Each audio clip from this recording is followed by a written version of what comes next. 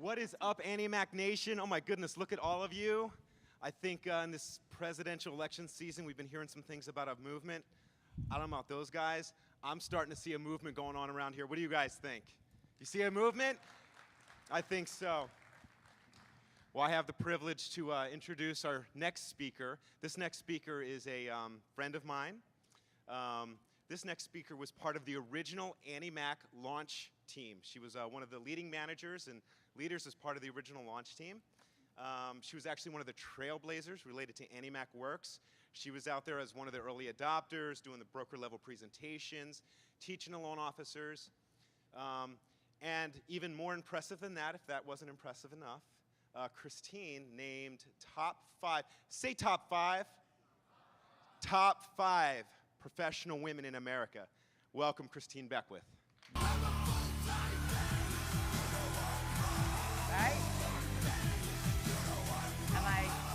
Am I hot? Can you hear me? Hi, everyone. I'm glad I'm going at the top of the morning seeing some of your activity last night. So I'm going to go quick because we're running a little behind, which will make Ryan thrilled. And Vince always loves hearing me talk. So what I'm about to talk to you about today is networking. And I was lucky as a young originator in my early 20s to have a mentor teach me this lesson. And that was, what are the 2 most important things in building your sales? And it is business planning, and you've heard it both with Jabron and Jennifer, and it's networking.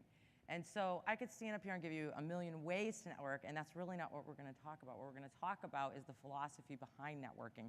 So kind of want to make it a little bit interactive, and so I'll start by asking you all, do you feel like, if you feel like you're a great networker, raise your hand.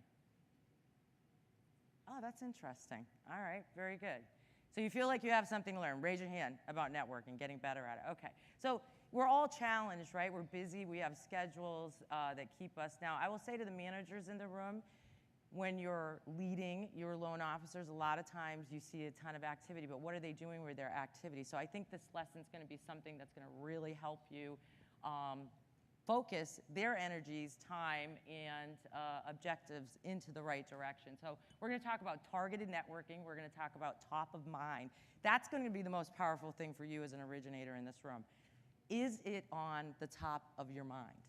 And I challenge you today to really look inward as I teach these lessons, because I think you're going to find that it probably isn't on the top of your mind. And it's where your pocketbook is. It's where your purse is. Do you have a referral mindset? I'm going to blow your mind. We're going to take you through, and I'm going to do this in like 3 minutes, leaving your house when you get up in the morning and all the way to the drive home, what you think of in a referral mindset. And then we're going to talk about executing, because I'm going to tell you the #1 thing that I credit to my success in all the roles I've had in the few years I've been in the business is that I'm a doer. I get it done. I understand that it's in the doing, not the talking, and I love to talk, but it's in the doing that you actually accomplish things. So let's talk about this for a second. We're going to get into these philosophies. How many of you feel like you're spending time with realtors that do not have the business to give you? Or how many have spent time with realtors that didn't have the business to give you? Raise your hand if you've spent time. Raise your hand if you spent money with realtors and referral partners, the Sunday open houses, right, guys? The happy hours, the sponsorships that were constantly asked for. And did it reciprocate? Did you measure your ROI? So, the #1 thing is finding the well. And, even I made this mistake, because when I started teaching 2 or 3 years ago, loan officers here at AnnieMac how to maximize their sales, one of the things that I did was say, you need 25 realtors, you need 40 realtors, here's your Excel spreadsheet, go out and get it. But what I failed to do then, and I have done ever since I realized this as the purchase business re-evolved, is vet your realtor partners. You have to vet your realtor partners. So understanding how to do that really quickly, you're just going to go into their brokerage landing page and you're going to look up their number of listings. Now, I'm not going to say, because it's not right for me to say, to eliminate referral partners on any sort of basis. However, you can't draw from a dry well.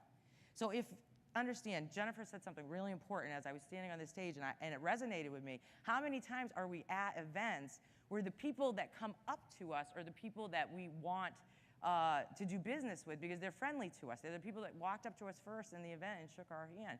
And the truth is, a lot of times those are the people that don't have the business savvy. They're not all, but a lot of times that's the case. The guy that has the business is the guy in the corner where everybody's hovered around and there's 7 or 8 LOs over there.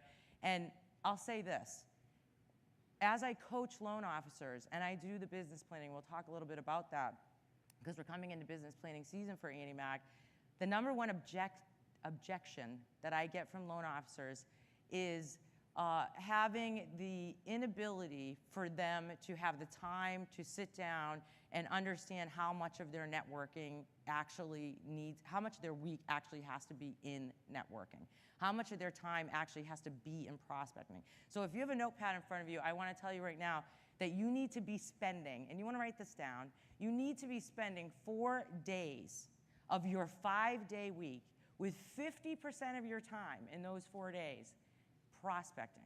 How many of you are doing that right now, by show of hand? Excellent. How many of you are doing it for 3 days? 2 days, 50% of your time. So we have a long way to go, right? The next philosophy is on business planning. This is a course in and of itself, so all I'm going to do is make a commercial for myself. And the great thing is I work for AnnieMac, so there's no price and there's no commercial here beyond the fact that in December, I will be doing business planning for AnnieMac. So one of my responsibilities is collecting a business plan from all of you guys and your forecasts and then culminating them through the branch managers and the regionals.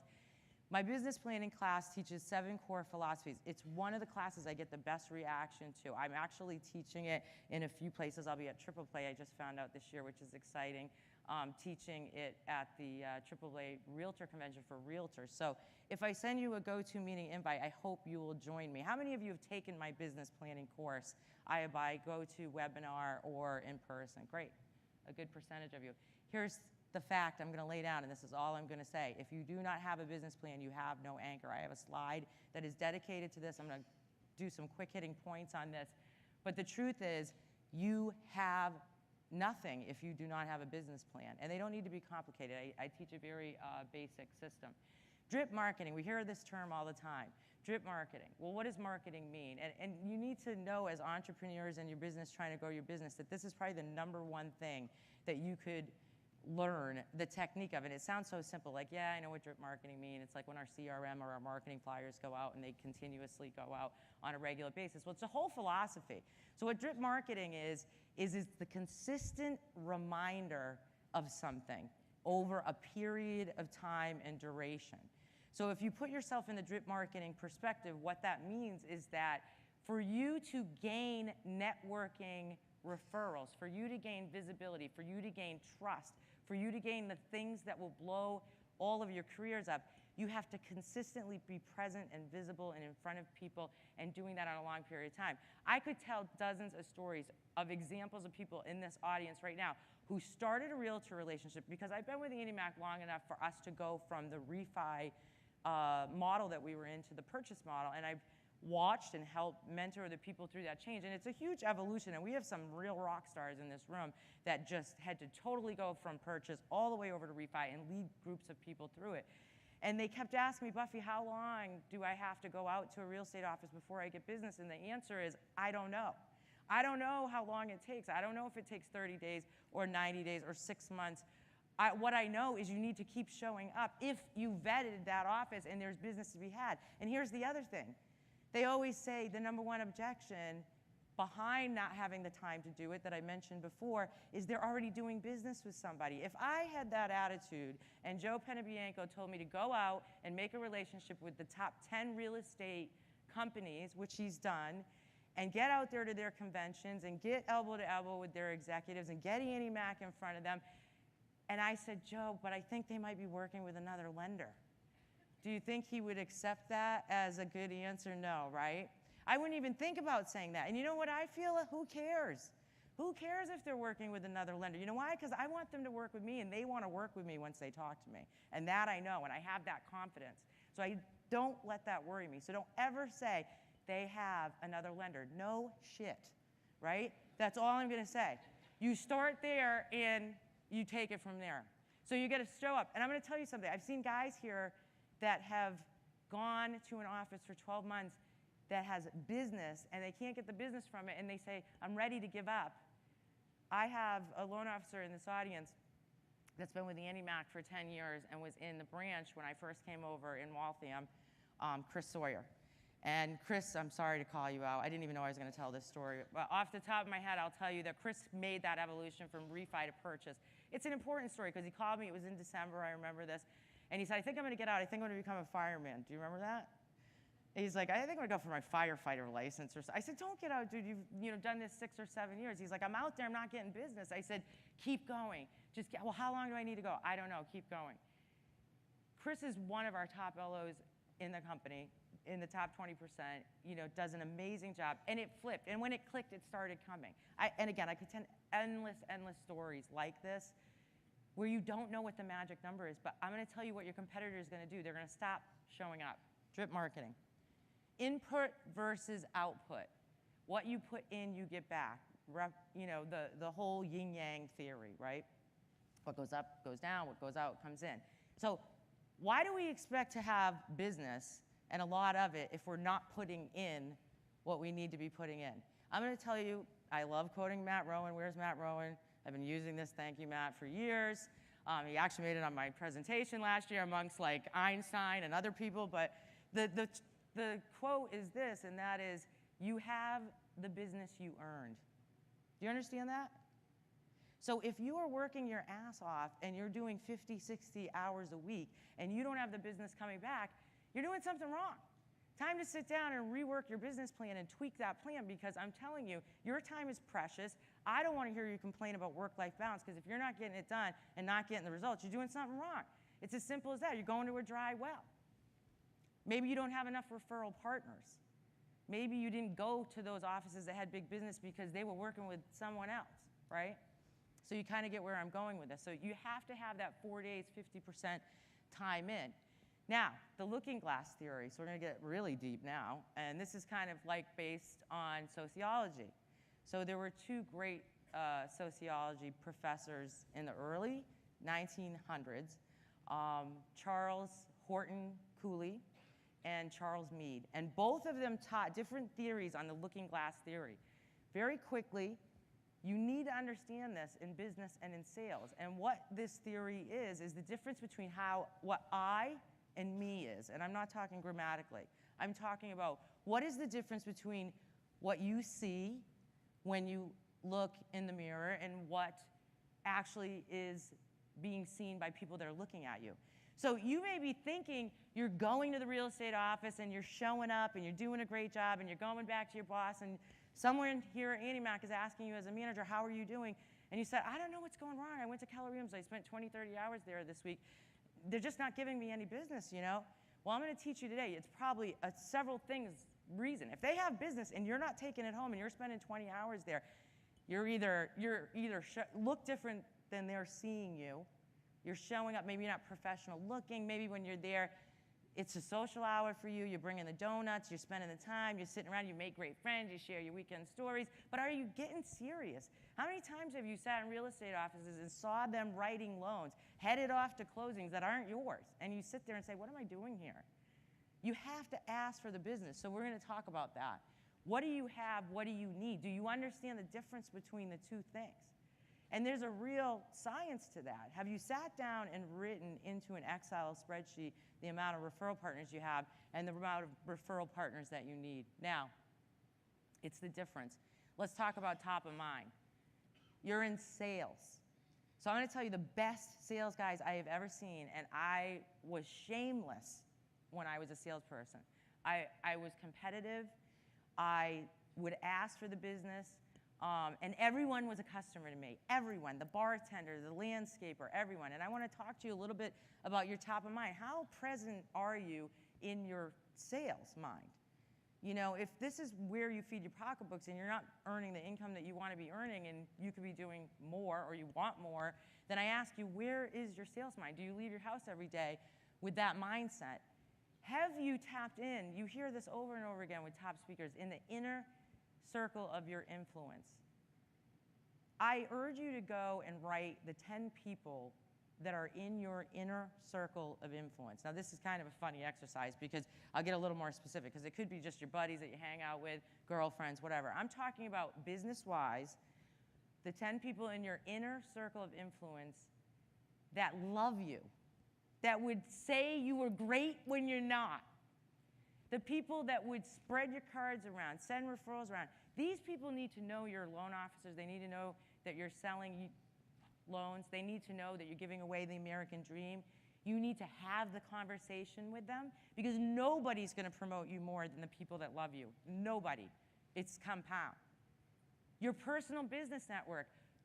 I can remember, I've coached loan officers, and I've had loan officers say to me, but Buffy, I don't have a database. We're going to talk about excuses in just a minute. That's an excuse to me. How do you not have a database? We have Facebook, we have friends, right? I mean, in my day, we had address books, and we sat down and wrote Christmas cards. Our parents have address books. Would your parents recommend you? Well, let's hope so. And if anyone says no, that's a conversation for another time. But the point is, your personal business network will promote you. But have you promoted yourself to your personal business network? If you don't leave here today and go home and get over your hangover and come in on Monday and sit down and let every person on your social media know, let every person in your address book know, let every person that's in your phone book know. Ask your parents to tell, hell, ask them to stuff their Christmas cards. You know they're still writing their Christmas cards, right, from their address books. You need to be able to sell that from a personal standpoint.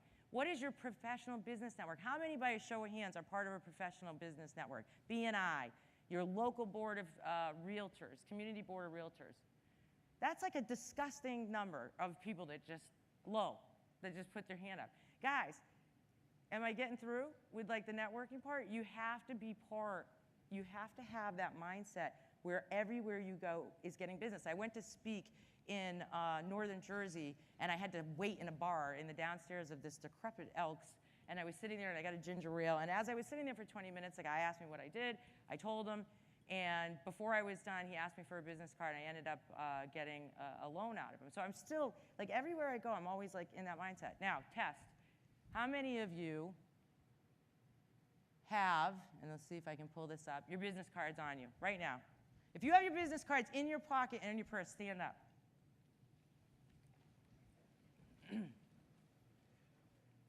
Now take them out. Now that's the test. See, you stood up, you're like, I'm going to stand up. She ain't going to test me. Hold them up. Have you been asked for your business card in the last week and not had it? Last month? How many? Now you can sit down. How many, by a show of hands, have been asked for your business card? You didn't have your business card. It's happened to me. When you have top of sales mindset, you do not leave the house without business cards. How many of you, by a show of hands, have had to reorder your business cards in the last month? Have you ordered new business cards in the last month? Show me. Are you going to need more business cards next month? You have to put your business cards out if you're going to get business. You have to ask. You have to remember that we're not sitting here to do and complete a to-do list. How many of you, when you look back at your to-do list at the end of the day, are driving home with the music on, and you're feeling really good, and you're thinking, I had a great day because there were no fires today or nothing huge happened? And the truth is, how do you measure a good day in sales? Well, it's measured by how many prospects you have. It's measured by how much money you put in your purse, but we're not always measuring it that way. So I'm going to tell you, starting today, my challenge to you, to every salesperson in AnnieMac, is that 4-day-a-week, 50% of your time, so 4 hours if you're putting in an 8-hour day, is spent on prospecting, calls, mailing, belly-to-belly meetings, face-to-face meetings, realtor meetings, all of those things. Because I'm going to tell you right now, I have no cure for laziness. I have no cure for lack of execution. I have no advice for anyone here that simply is going through the motions, and we'll talk about that in a minute. But if you really want to make a difference, I'm going to tell you, somewhere in my life, I had this epiphany that I could make as much money as I wanted, and that I could go as far as I wanted to go, and that nobody could stop me if I really put my mind to it. When you adopt the mindset as a salesperson that you can achieve anything you want, that you can make as much, that you can give yourself a $100,000 raise this year, and you can. Do you understand that? You can do that this year. Don't go to the dry wells. Warm versus cold. How many of you guys are going out and knocking on cold real estate doors? And I understand it. Sometimes you have to, You have to do that to get more real estate partners. But how many of you are going out and trying to do it that way? Every single person, I want to really make you think about this, because this is going to be a game changer for you if you really understand how you can lead into a referral and into a lead. If the lead that you're getting is warm, the door swings open easier, right? Are you with me? Now, how do you get warm leads, though? Right? We could sit here and talk about a number of ways to do it. How many of you are getting refinance calls? Show of hands. All right, what does every refinance person have in common? How many of you have a book of business from your referral days? How many have been in the business long enough that you have a 10-year book of business from the refi days? Show me your hands. Right? You have databases. Well, guess what every single one of those people have in common? They own a house. And you know what else they have in common? They bought from a realtor. 2, probably. So if you make a phone call that sounds like this, hey, Bob, this is Christine Beckwith. I was calling because I'm building my professional realtor business network right now, and I have referrals to give back from AnnieMac in the coming months.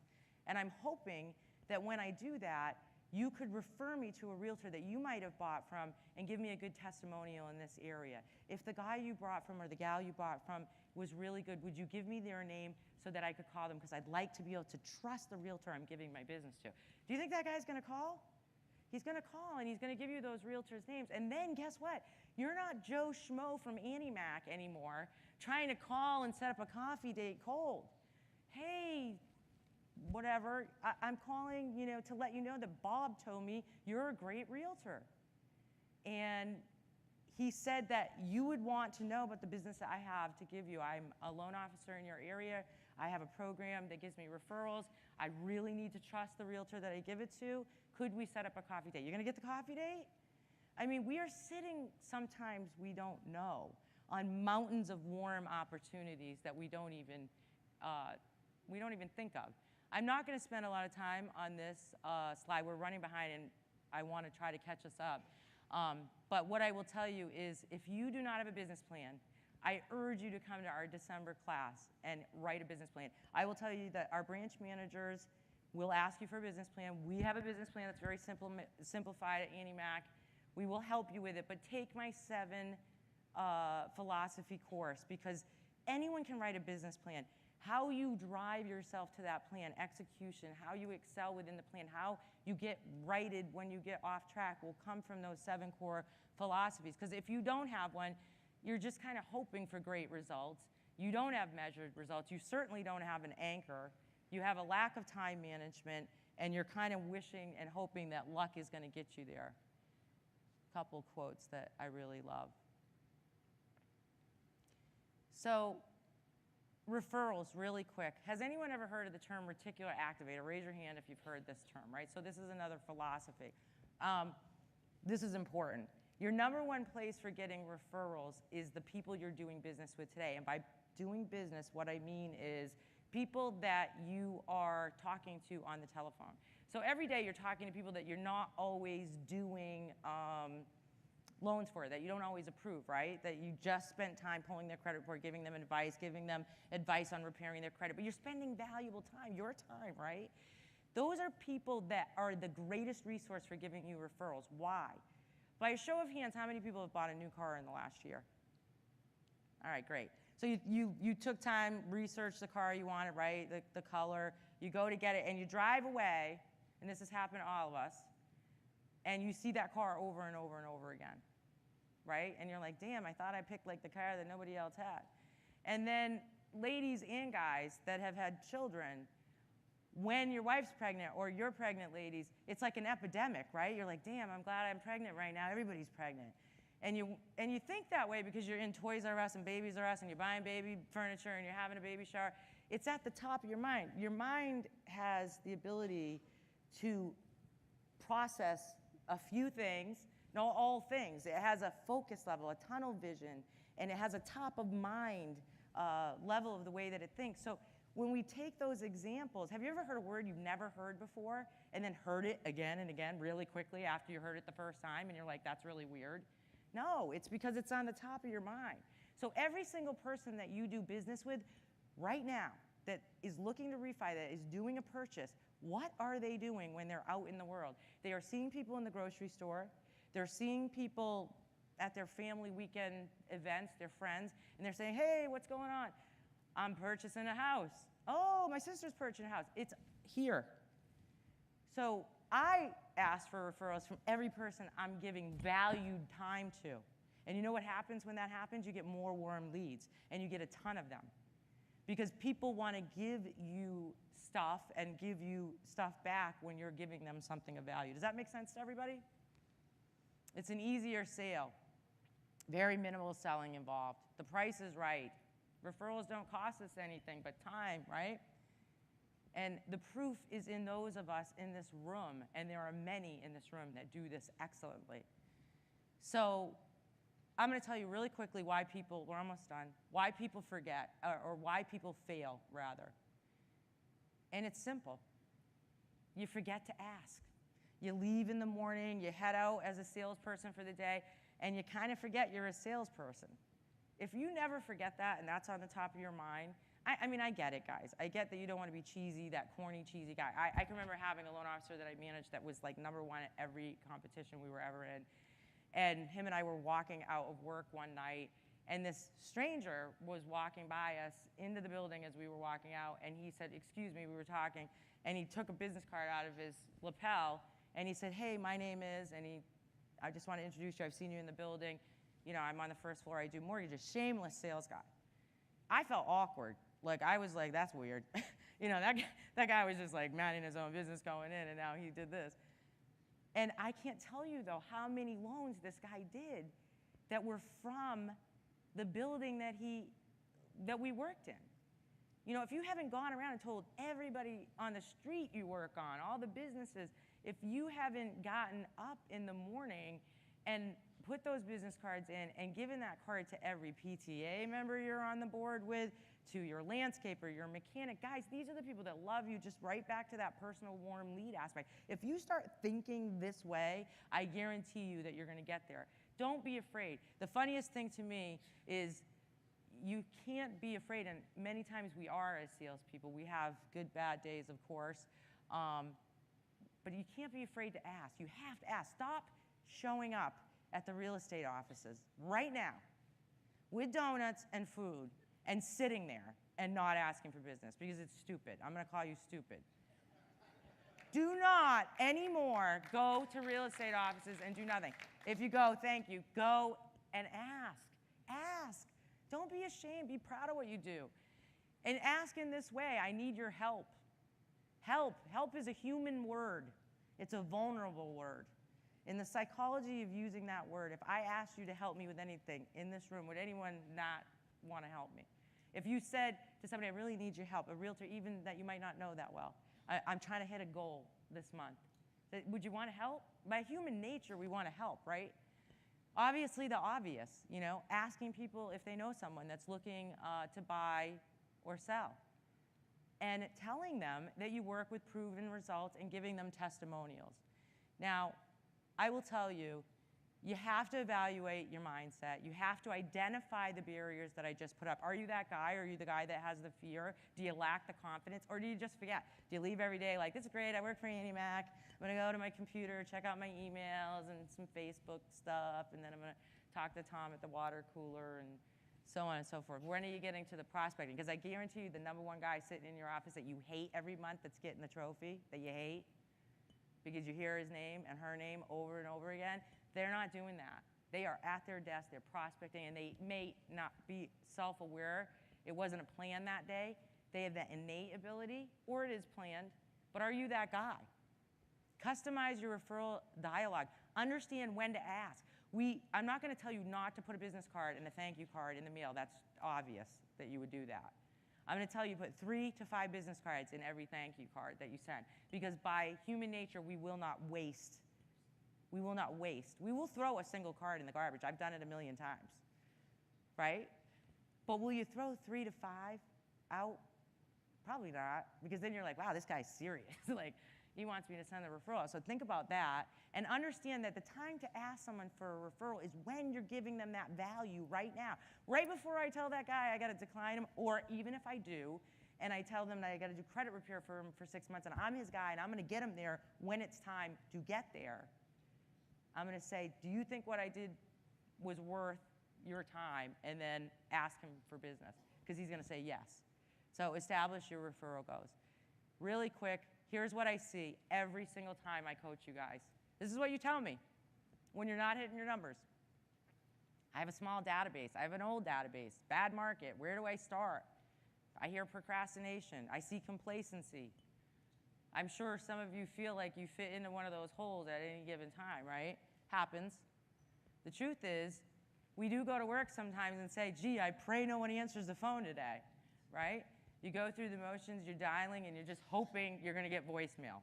You've had those days, right? What I'm going to tell you is this. When you get into the office and you have a day where you are selling really well, how many of you have had that sale where you like hang up the phone and stand up and you wished it was recorded? And you want to ring a cowbell, and you might do it. You might like get up and do some sort of dance in front of everybody, and you're like, man, that was like the best call. That's presence of mind. When you are in that zone, I want you to stop there, and I want you to say, I'm in the pocket. And I want you to clear your desk. I don't care what you got going on that day, because you're in the zone. And when you're in a sales zone, sell. And keep selling, and sell the rest of that day, because sometimes you can sell a month worth of business in one of those in-the-pocket type days. Am I right? You know what I'm talking about, right? But we get distracted. Oh, I got to go over to this dentist appointment or whatever that keeps us out. Obviously, we know sometimes we're going through the motions. You know who you are. You have to be willing to change. You have to be willing to work hard. But you have to believe in what I'm saying. You have to believe in the process of what I'm saying. We're impatient, and we want to see immediate results. So I'm going to end by saying to you guys, this is normally a 2-hour class. I have this class recorded at the 2-hour length. If you really want to see me do this for 2 hours and really understand the nuts and bolts of networking, just email me, and I can send you out this class. Please join me in December for business planning, because I assure you those 7 core philosophies will excel you in 2017. It's my pleasure to be with you guys today, and I hope you have a great summit.